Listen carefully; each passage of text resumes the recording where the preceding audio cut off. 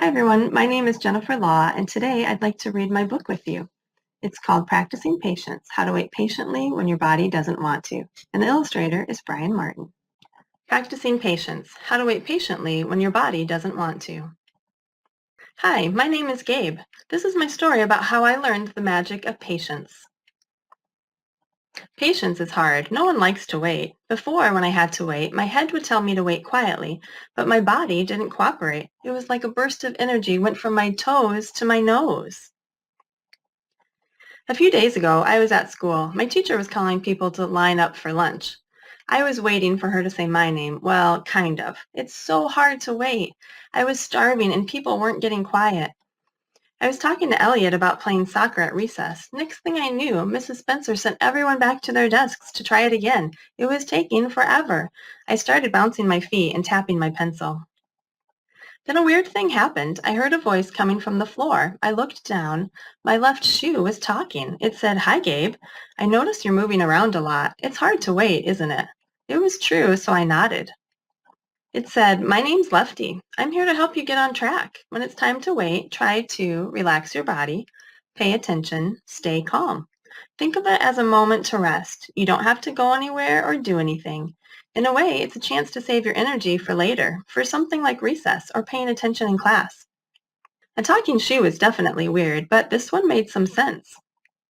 I set my pencil down, I rested my hands on my desk, and sat there. Boy, it was boring at first. I kept resting, and then I noticed it actually felt kind of peaceful. I didn't have to go anywhere or do anything, just like Lefty said. Pretty soon it was my turn to line up. Later that day, I was in line to get a drink of water. Everyone was taking so long. Didn't they care that the rest of us wanted water too? Then I heard a different voice coming from the floor. I looked down at my right shoe. It said, "Hey, Gabe, could you use another idea about how to be patient?"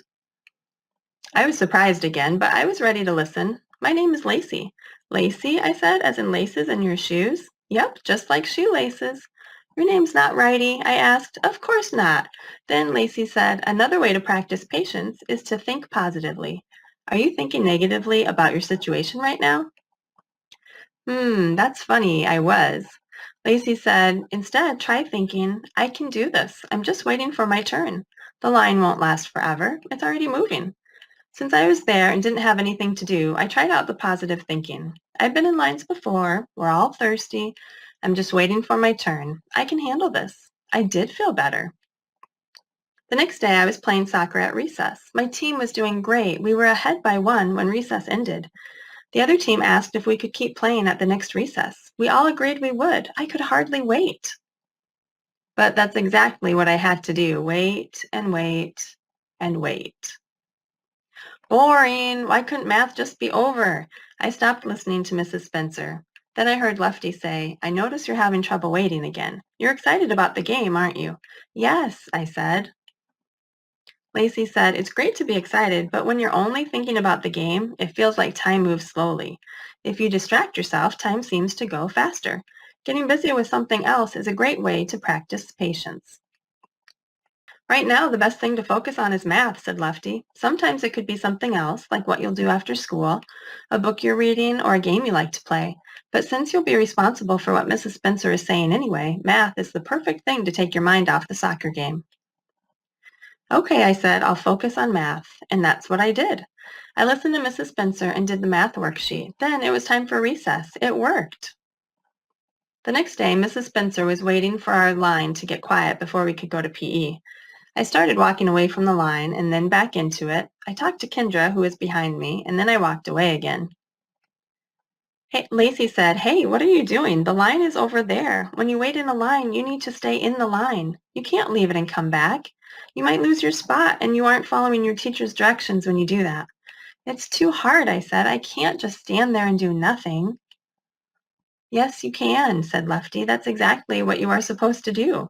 You are in a line to hold your spot until it's your turn for something. Think of you and your classmates as one set of shoes. If everyone started going separate ways and doing different things, your class wouldn't be able to function very well. Your teacher wouldn't be able to teach all of you at the same time, and things like getting a drink or traveling in the hallway wouldn't go as smoothly. You all need to work together to make your whole class successful."